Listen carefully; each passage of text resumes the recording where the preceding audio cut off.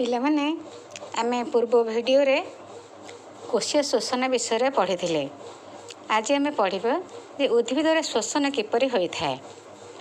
ଉଦ୍ଭିଦ ବିସରଣ ପ୍ରକ୍ରିୟା ମାଧ୍ୟମରେ ପରିବେଶରୁ ବାୟୁରେ ଥିବା ଅମ୍ଳଜାନ ଗ୍ରହଣ କରିଥାଏ। ଟିସ୍ୟୁଯୁକ୍ତ ବିଭେଦନ ହୋଇନଥିବା ନିମ୍ନମାନର ପତ୍ରବିହୀନ ଉଦ୍ଭିଦ ନିଜ ଶରୀରର ଉପରିସ୍ଥ କୋଷ ମାଧ୍ୟମରେ ପରିବେଶରୁ ଅମ୍ଳଜାନଯୁକ୍ତ ବାୟୁ ସିଧାସଳଖ ବିସରଣ ଦ୍ୱାରା ଗ୍ରହଣ କରିଥାଏ।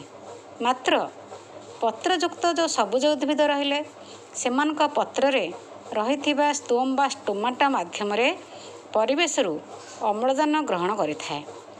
ଷ୍ଟୋମାଟା ବାଟ ଦେଇ ଅଙ୍ଗାରକାମ୍ଳ ଓ ଅମ୍ଳଜାନ ଗ୍ୟାସର ବିନିମୟ ଘଟିଥାଏ। ଆମେ ଜାଣିଛନ୍ତି ଆଲୋକ ଶୋଷଣ ସମୟରେ ଷ୍ଟୋମାଟା ବାଟ ଦେଇ ଅଙ୍ଗାରକାମ୍ଳ ସବୁଜ ପତ୍ର ଗ୍ରହଣ କରିଥାଏ। ମାତ୍ର ଏହି ସମୟରେ କୋଷୀୟ ଶୋଷଣରେ ଅଙ୍ଗାରକାମ୍ଳ ବାହାରକୁ ବାହାରିଥାଏ।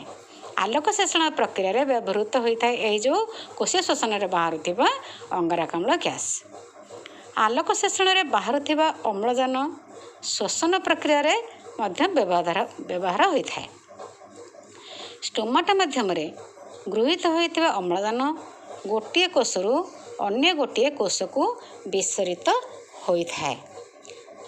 ଉଦ୍ଭିଦର ଅମ୍ଳଜାନ ପ୍ରବେଶ କରିବା ପାଇଁ ନିର୍ଦ୍ଦିଷ୍ଟ ଅଙ୍ଗ ନଥାଏ।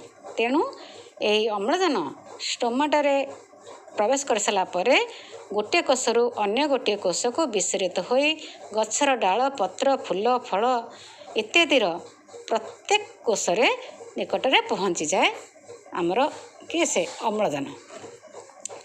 ଯେ ପିଲାମାନେ ଦେଖ ଏଇ ଯେଉଁ ଆମେ ପଢ଼ିଲେ ଅମ୍ଳଜାନ ଅଙ୍ଗାରକାମ୍ଳ ଗ୍ୟାସ୍ ଏ ଯେଉଁ ଷ୍ଟୋମାଟା ମାଧ୍ୟମରେ ବିନିମୟ ହେଉଛି। ଆମର ଏ ଯେଉଁ ଷ୍ଟୋମାଟା ଆମ୍ବ ଓ ପଣସ ପତ୍ର ପରି ପୃଷ୍ଠକୁକ୍ଷୀୟ ଡୋର୍ସିଭେଣ୍ଟ୍ରାଲ ପତ୍ରର କେବଳ ଉପର ଭାଗରେ ବା ପୃଷ୍ଠ ତଳରେ ରହିଥାଏ। ସେହିଭଳି ଧାନ ଓ ଗହମ ପରି ଦ୍ୱିସମତଳ ଆଇସୋବାଇଲେଟରାଲ ପତ୍ରରେ ଏହା ଉଭୟ ପୃଷ୍ଠ ଓ ନିମ୍ନ ତଳରେ ରହିଥାଏ।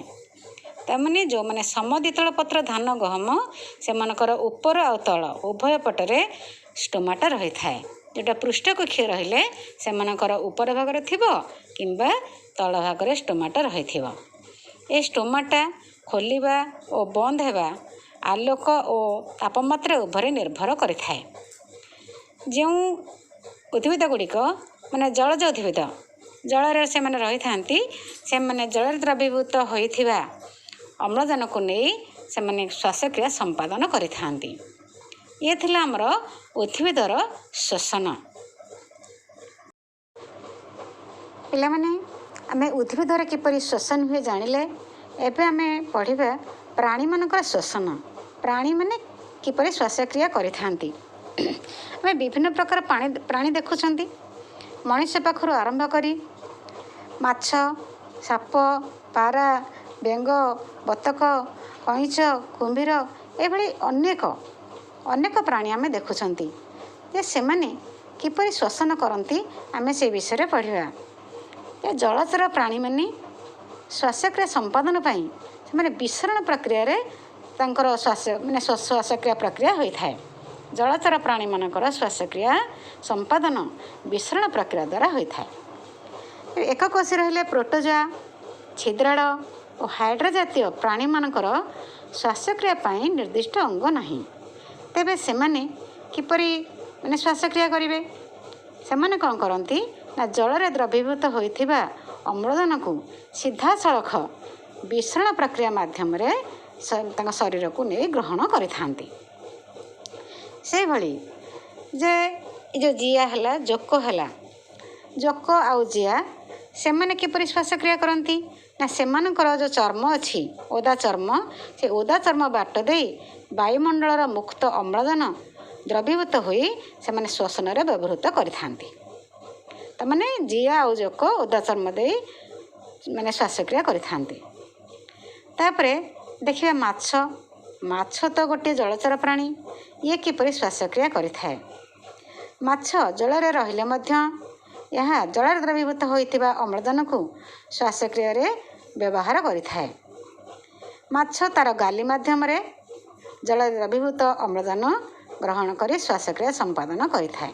ତାର ଗାଲି ମାଧ୍ୟମରେ ଅମ୍ଳଜାନ ବ୍ୟବହାର ହୁଏ, ଅଙ୍ଗାରକାମ୍ଳ ବାହାରେ। ଏହିଭଳି ଭାବରେ ମାଛର ଗାଲି ସାହାଯ୍ୟରେ ଶ୍ୱାସକ୍ରିୟା ହୋଇଥାଏ।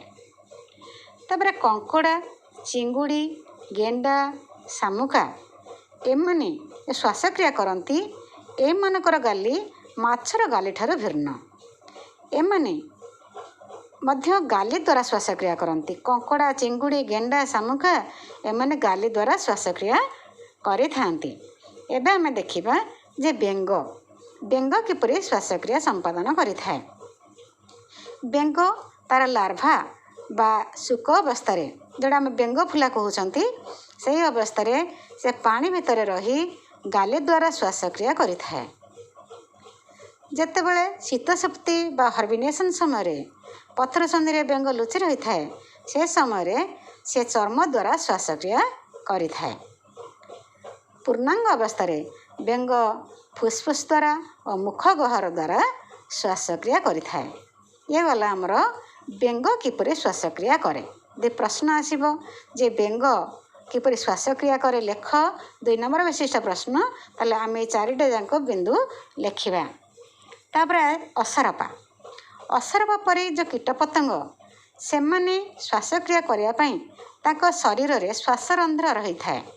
ଏ ଶ୍ୱାସରନ୍ଧ୍ର ବା ସ୍ପାଇରାକିଲ୍ ମଧ୍ୟ ଦେଇ ଅମ୍ଳଜାନ ସେମାନଙ୍କ ଶରୀର ଭିତରକୁ ପ୍ରବେଶ କରେ। ତାହା ମାଧ୍ୟମରେ ସେମାନେ ଶ୍ୱାସକ୍ରିୟା ସମ୍ପାଦନ କରିଥାନ୍ତି।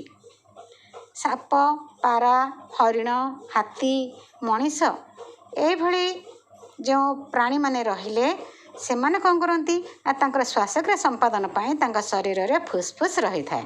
ସେମାନେ ଫୁସ୍ଫୁସ୍ ବା ଲଙ୍ଗସ୍ ମାଧ୍ୟମରେ ଶ୍ୱାସକ୍ରିୟା ସମ୍ପାଦନ କରିଥାନ୍ତି। ପ୍ରଶ୍ୱାସରେ ସେମାନେ ନିଅନ୍ତି, ଅମ୍ଳଜାନ ଗ୍ରହଣ କରନ୍ତି, ନିଶ୍ୱାସରେ ଅଙ୍ଗାରକାମ୍ଳ ତ୍ୟାଗ କରିଥାନ୍ତି।